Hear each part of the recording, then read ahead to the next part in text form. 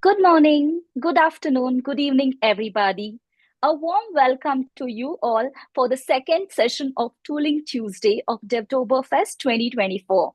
Thank you, everybody, for taking part. Devtoberfest is a celebration by the developers for the developers of SAP community. It is a fun-filled contest packed with things to do. Here you get to learn.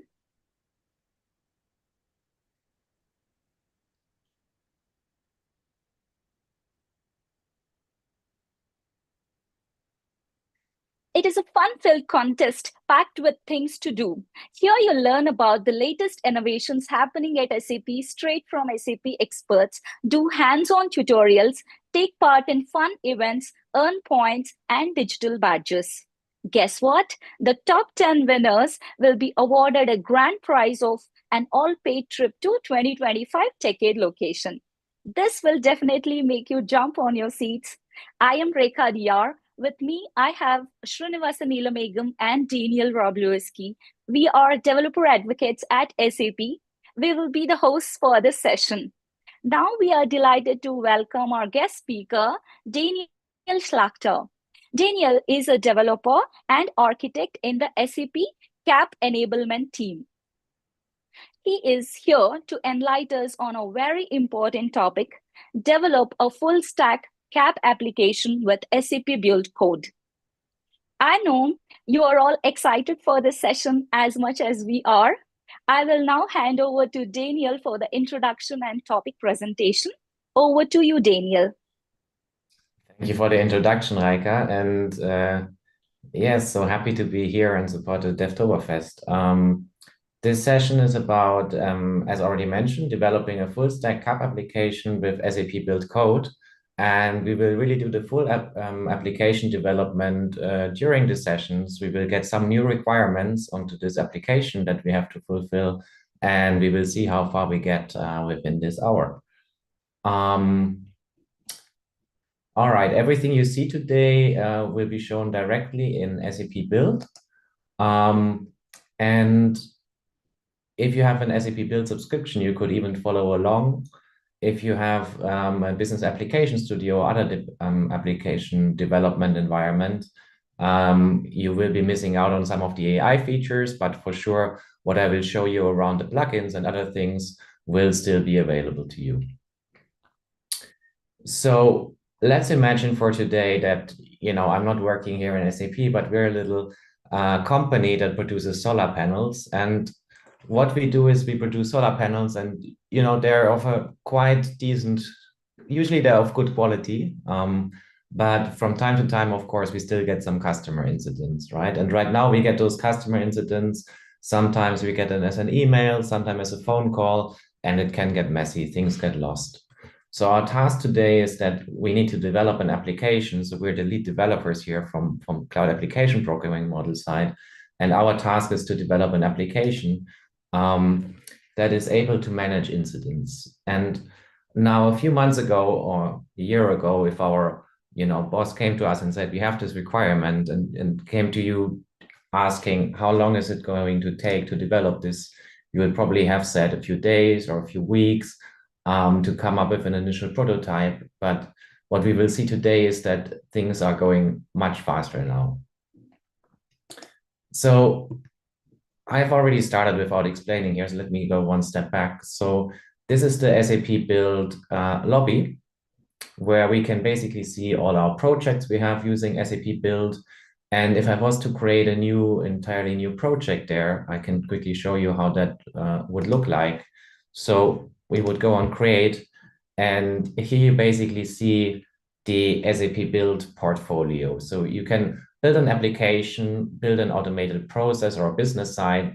You see those are grayed out for me at the moment because I haven't subscribed to these features.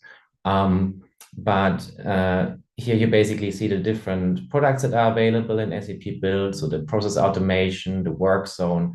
And for getting to building a CAP application, we would go here to build an application. And then there's again two options, SAP Build Apps and SAP Build Code. And we are interested in Build Code. And again, here we have three options. So There's building Fiori applications, which means you're building like a SAP UI 5 or Fiori Elements application. There's mobile applications. But today we're interested in the full stack application where we develop a full stack CAP application. And then we could give our project a name, and basically it creates this baseline project for us. I've already gone ahead and done this just before the session. So we have that available here. And once I click on that, we end up in the SAP Business Application Studio, which is now our development environment for this project. And what you can see is it opens right away in a view that is called the storyboard. And the storyboard is already now a visual representation of our CAP application, because what happened here is it has created for us already, let's say, an empty CAP application. So if you know the structure of a typical CAP application, for example, here with the package JSON, with the application name and some of the packages, you would see that this is a CAP application. All right, but let's go to this back to the storyboard. So what we can see here is we can add certain resources to our applications. We can define our data model, our services. So this would allow us already here to define our data model that we need for the application. But today we are too lazy to do that, or let's say we don't have enough time. So we are using a new feature here, and that is the generative AI that is available here through Joule. And across the entire SAP Build portfolio, there's a lot of different Joule functionalities that you can use. And the one we want to use, you can already see it down here, CAP Gen App allows you to generate a CAP application. And you can already see it as describe what you want to do. So we can basically just give it here a textual description of what we want to have, what we want to see. And let's see how good we can describe what we want. So what I already mentioned is we want to create an application to manage incidents. And let's think a little bit about how our data model should look like, right? So what does an incident have? An incident has a unique title. It should have urgency and status.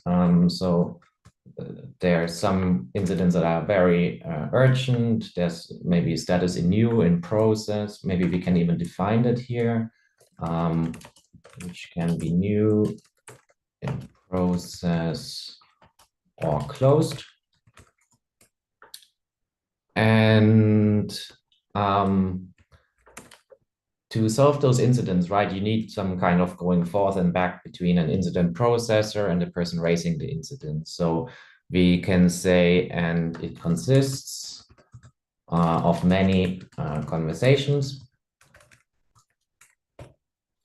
And then we can go a bit deeper and define those as well, right? So for example, we say a conversation, what does it usually have? We need some kind of like a timestamp maybe of when did this happen? Then an author,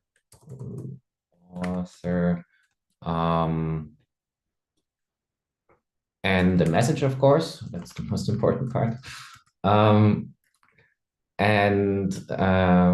Let's say that incidents are also linked to customers, of course, and a customer creates an incident. And let's go ahead and define that as well, right? So what should the customer have? A customer has first name, last name, phone number. Maybe that's enough for now, right? Or maybe, well, let's give him an email as well. Number, email, and that should be a unique identifier. So like, there shouldn't be many customers with the same email address. All right, and then let's also tell it to generate 10 rows of sample data because I want to see some data in my application. All right, and this was really the slowest part of the application development here, was defining this prompt, because now Joule is actually very fast in generating an application for us based on those requirements. And I think this is quite amazing because we get really a nice baseline that we can use to start our application development from. And you can see it's already finished. We have here an entity incident. Let's maybe go down here and look at the staging files. That allows me to already have to preview those. We can see that there are the incidents. The fields, all the fields that I have requested are here as well. There's the conversations, which is a composition of many conversations, and that makes a lot of sense, right? Because if I delete my incidents, the conversations should go away. So it's a composition, whereas a customer is an association, because if I delete my incident, of course, the customer should not be deleted. So it understands quite well what I want from my data model. And we have all of that defined here already. Conversations with all the fields that are required, association back to the incidents. So it looks to me like everything that I wanted is here. It has then taken this schema definition that I have that basically defines how this is then stored on my database, and also has defined on how this should be exposed as an, in this case, Audit service later on. So we just take the incidents that we have defined on the database schema, and we expose it as a service as well. And what is really nice here as well is it has already also done the UI annotations. So the way that this is then going to be shown on the user interface is defined here with Fiori Elements UI annotations. So what we can do now is we accept all of this. And this is going to be loaded now into my application. I can have a look at it now on the storyboard, where you can see now this data model here is filled. And you can see here I have my incidents, conversations, customers, again, the same data model as I have defined before. And if I want to have a look here at, for example, the sample data, if I go here to add data from the storyboard, it will bring me to the data editor.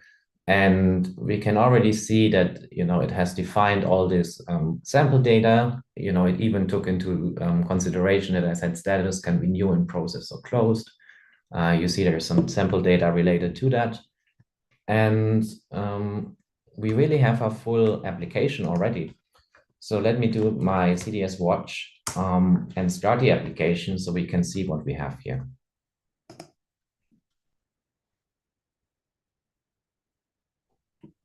This is the new starting page that you get with CDS 8. If you're still on an older version, it will look a little bit different. But what we can do here is we can already see a Fiori preview of our application and how that will look like. And you can see that we have the full application that we requested available here. So we have 10 incidents based on the sample data, and we can go into one. Here, the password reset. Let me go through a few of them until we find one that actually has a conversation. Okay, here we go. And this was, one of the sample incidents created, and you can already see there's maybe even sometimes a meaningful conversation here, where you can see, for example, here there's a laptop screen flickering, right? And you can even see the conversation going on between John Doe, who seems to be the person creating the issue, and Jane Smith, who's like helping, assisting with the problem. We can already go into an edit mode and, for example, change some data, status from new to in process. Okay, there's no value helps yet to do that, but it's still a very nice starting point. And you can see we can even do like work with drafts and all these kind of things are already built into the sample application. All right, and again, I mean, if we look at the generated schema and so on, you see it just looks like any standard application that you would develop yourself. Sometimes there's still some improvements, small improvements that can be made to the data model with some expert knowledge, but again, it's a very good starting point.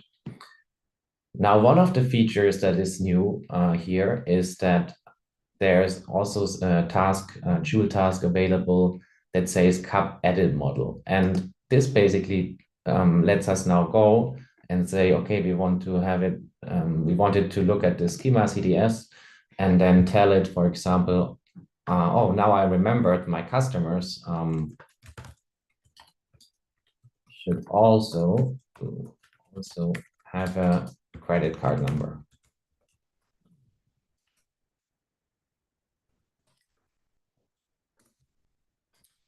And this basically now goes ahead and it doesn't recreate the entire application and throw away everything that was there before, but it basically just, modifies the data model. And you can see now we have a credit card number as well. And we can accept this change.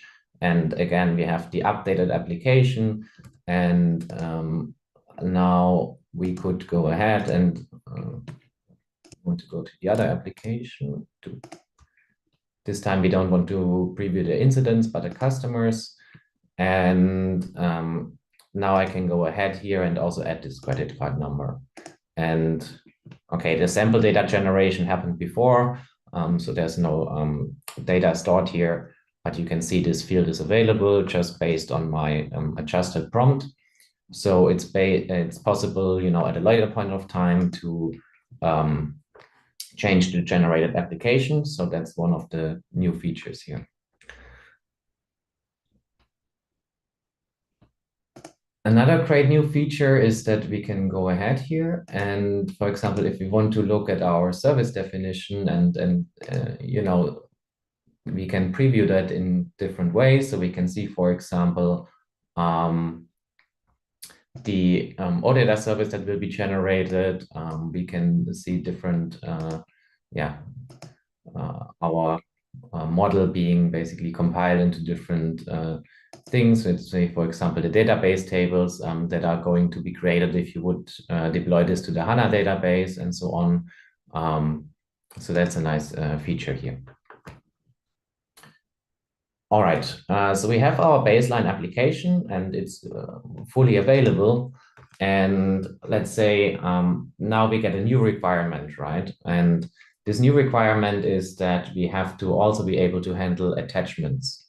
And you can imagine that attachment handling is quite difficult. So let's maybe first of all explain what we need to do. So when a new incident is created, then of course, sometimes you want to upload maybe like an image of what is going wrong, or maybe, some PDF file that from your invoice or something like this, right? So there's any kind of attachments that could be relevant to support an incident.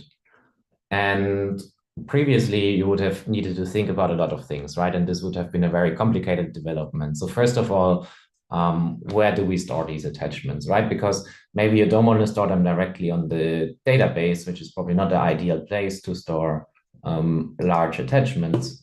So the first place we would be maybe looking at to find out is where we can store attachments would be the SAP Discovery Center, because this shows you what kind of services are available on the BTP and guides you into the documentation and places and how to use them. So let's try to search here maybe for document. There's still quite a lot of options. So what we're looking at is maybe some kind of document management service. And if you find that, you say it tells you that we can create, edit, download, and delete files and folders. So that is one option. And the other option that we have here is the object store service. So what you would need to do is decide for one of those services and then figure out how to use it. So every service, of course, comes with its APIs, and then on a low level, you have to do some integration where you maybe make some HTTP calls, where you integrate this, and then you maybe have some considerations where you think about, okay, do I need to maybe do some malware scanning, right, before my file ends up in my file system? What should be the maximum file size that I allow? How do I handle all of this, right? So how do I show it on the UI at the end? So there's really a lot of considerations. And I would say this could have easily been like 1,000 lines of code. Not anymore. So what we have now is we have a thing called CAP plugins. And CAP plugins are really a way to like write a functionality once and then reuse it many times. And what you can see here is I've jumped now to our Kapaya documentation. You can see that there's already quite a few of CAP plugins available. And if we look through this list, you can see that there's an Audit v2 proxy, UI5 development server, and so on. And down in this list, we also find attachments.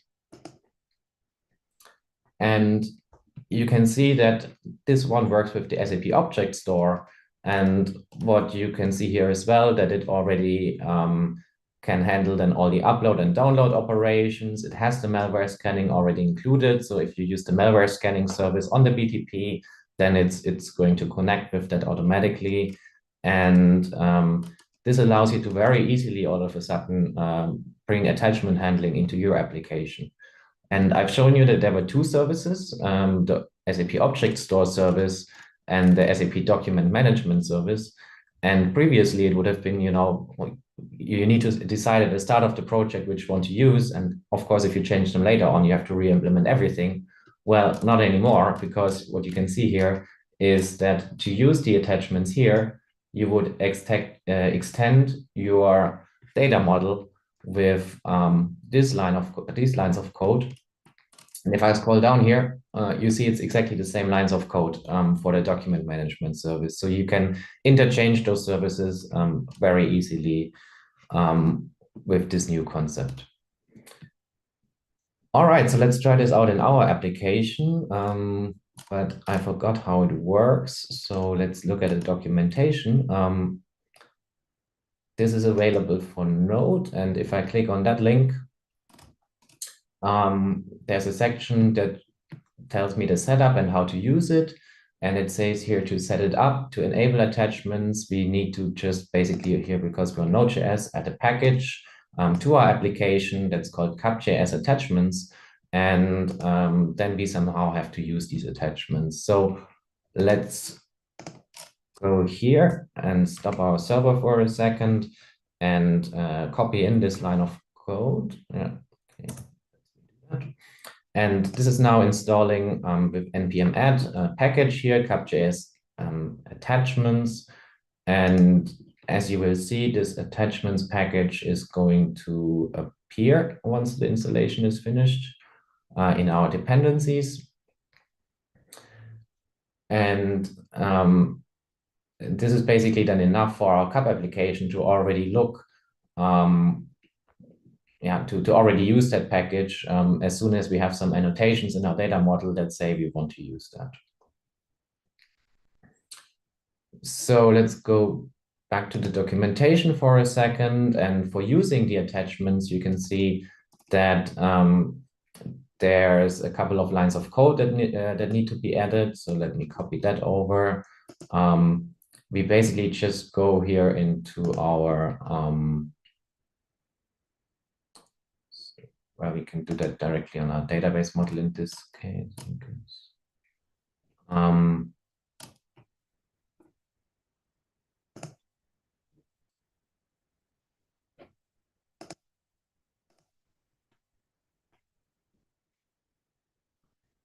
Yeah, okay, sure. Yeah. All right, so we say we want to use those attachments from this package, and we can even click into this. So let me show you. It is basically an aspect attachments that is defined in this package. And you can see this one has then media data, and media data just defines a couple of fields that any attachment kind of should have, right? Like an URL, where this is then lying, the content, MIME type, file name, and status. And this status is relevant for the malware scanning, because when we upload a document, it's unscanned and then it's scanning, and then hopefully it comes back clean. So we can actually use the document. Okay, so we say we are using attachments from cap.js attachments. And now all we need to do is to also add this into our incidents. So here we say, for example, attachments, And what should this be? It should be a composition of, and you see I already get this code completion, which is very useful, composition of many attachments. So this is the type defined up here, attachments. And this is really all it needs. So let me go ahead and restart the application.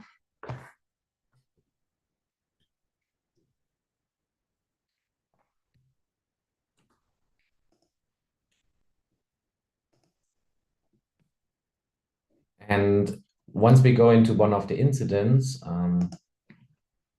we see another table has appeared on our UI. And you see this table here says attachments. And if I go into the edit mode of the application, then you see this attachments table now with an upload button. I can go and upload a document and go ahead and save this. And you can see that even now it says scan status scanning.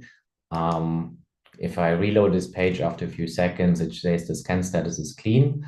Currently, our application is not developed yet, not deployed yet to the Cloud Foundry or Kima environment. So it isn't deployed to BTP. So we're running all of this locally at the moment. So there's no real malware scanning behind, and also no real object store behind. But this allows you to really do application development and test everything out locally and see how it would behave, once you deploy the application. And we can now go ahead and either do something like CDS bind, where we run the application in a hybrid mode. So we would still run our server locally, but already use some of the BTP services. And so all of these plugins, they work in a local development, they work in a hybrid development, and then once you deploy the application, this would just be then stored directly in the object store service in this scenario here that we're using. All right, and if I click here, I would just, see the attachment. All right, so this was our first requirement that we wanted to add. Let's do one or two more because this is nice. So let's look again at our list. What else is useful here? So we have, for example, here something that is called change tracking. Let's do that one first. And change tracking allows you to see, who made a change, what was changed, at what time. And I think we can just take this example here because that already more or less works for our use case. Maybe we have to adjust it a tiny little bit. So we basically want to see whenever the title or the status of our incident is changed, we want to have the change tracking available for that so that, we know what was changed basically. So let's go ahead and do that. We can do this one in our service model.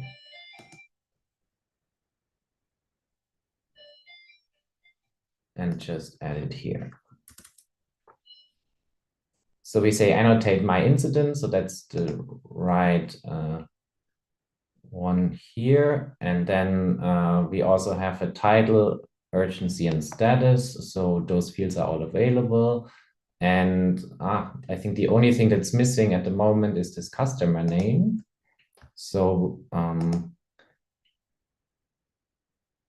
you see here, customer is an association to customers, and our customer has a first name and a last name, but it doesn't have a name. And maybe let's quickly fix in that requirement as name as well, because I think it makes sense to have a field that shows the first name and the last name together, right? So let's introduce this field. And this one is going to be a bit different than the other fields because it's going to come with some logic. So we're going to say that the name should be the first name. Then we're adding in a space and then the last name. All right. Let's quickly.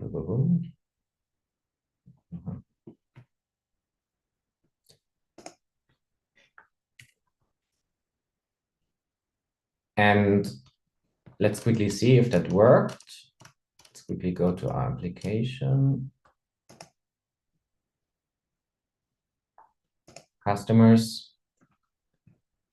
And now if I add this field name, you will see it shows the name, which is just like a concatenation of the first name and the last name, right? All right. So you've just seen another really nice feature here. And okay, we have annotated the incidents saying that they should be change logged, change tracked. But one thing we haven't done yet is we haven't installed the dependency yet. So we do npm add cap.js / change tracking. And again, it's adding the dependency to our project. And if we start the project now again, and we have done everything right, let's hope so, then you will see that now there's a little new thing that appeared here that is called change history. And change history, if I go and show more, you can see we have an empty change history table. And what we have defined is that once the title or the status of our incident changes, there will be a changelog entry. So let's do just that. And here, go into the edit mode and change the status from close to in process. I don't know if that should be allowed. And you can see here that our change history was now updated. There was an update. You can see the timestamp from my time zone currently. And the old value was closed. The new value was is in process. So we can see the change history for that object. All right. One more thing is audit logging. So you saw that we introduced a field to our application that is called credit card number. And I mean, of course, you shouldn't have this in your application in the first place, but it shouldn't be any information that you can see. And if that information is ever shown, then of course there should be an audit log event being recorded of, someone did see that data. So let's maybe quickly check how that would work. And we go back to our plugin page and have a quick look at audit logs. And again, we can maybe just take this one here. I think ideally what we would be doing here is just create a new file and call it something like audit log.cds and introduce then the audit log specific things here.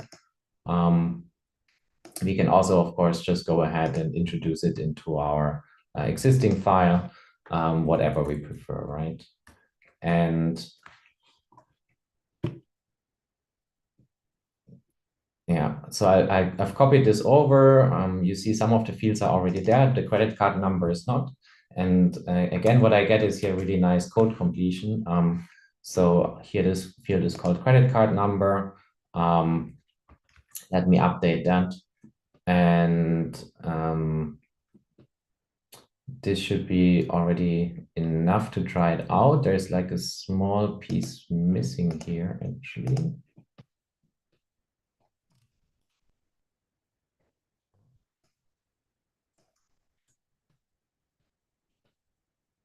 Updated documentation on that.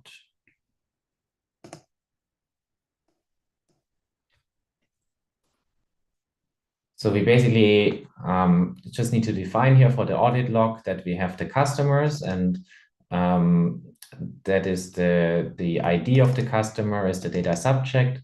And then we define that some of the fields, like for example, looking at the name, in this case, it should probably be the first name and the last name, that they are potentially personal. So whenever you change potentially personal data, there's an audit log. And for the credit card number, we even have it as is potentially sensitive. So for sensitive data, we even, when this data is read, write an event to the audit log. And okay, let's adjust this sample and then see if it works. I forgot one thing again. I didn't add the dependency yet. So let's do that. npm add js slash. Oh, is it audit logging? Yeah. All right, and now we can restart the application and see if that worked.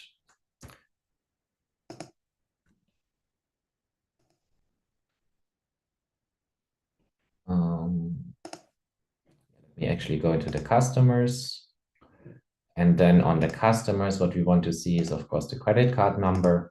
And now we have read sensitive information, even if that is empty. And again, to make this testable locally, you can see that we're just writing this information here to the terminal output, to the console.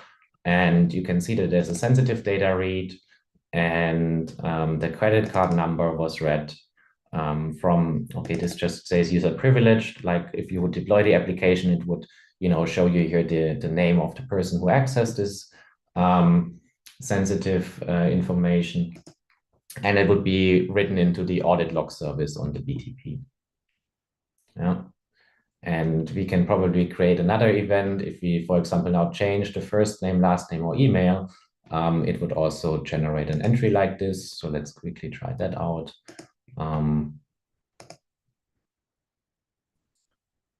Where we change, say, the email address.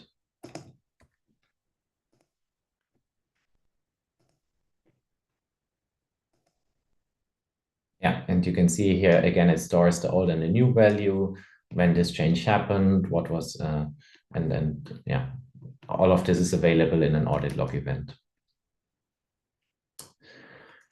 All right, let's do one more requirement, I think, because it shows something a bit different than plugins, because what we can also do here is, I mentioned before that probably it shouldn't be possible to change an incidence once it is already closed, right? So we maybe want to avoid that, and we got the requirement to implement this as well. And again, Joule can come in very handy here, right? So we don't want to write this custom handler with the business logic ourselves, but we want to use Joule for that as well. So what we can do here is we can go to our incidents and in the storyboard, and we say we want to add some logic to this. And we call it don't modify closed incidents. And this needs to basically happen on the incidents. So this is already correct, everything that is chosen here, and we can do that. And we want to have a look before an incident is updated, right? Because I shouldn't be able to update an already closed incident. Then this event should be triggered. And let's go into the code editor application logic. And again, we end up here with our Joule AI, but already some of the information is pre-filled for us. And we can say, shouldn't be possible to modify an incident that is closed. And then maybe we say closed should be case insensitive. Yeah. So no matter if it's written in capital letters or small letters, because yeah, all right. And we can see that again, it was quite fast. Let's accept it and look at what was generated here. So it first checks a couple of things, like if the incident ID is there and if it can find it.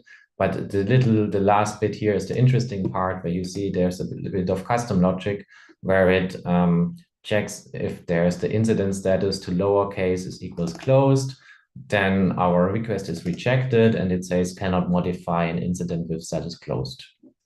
Okay, let's again check in our application if that actually worked. And we can go here to our incidents, take one that is in status closed, go on edit.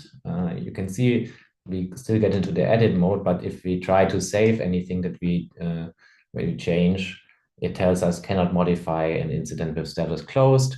So we have that as well. Yeah. So again, using a combination of those plugins and Joule functionalities and so on allows you to really speed up your development. And yeah, I think this is really the main, story, or the main thing I wanted to show you today. And yeah, I think with that we can already go to the questions, or I can hand over back to you, Raika.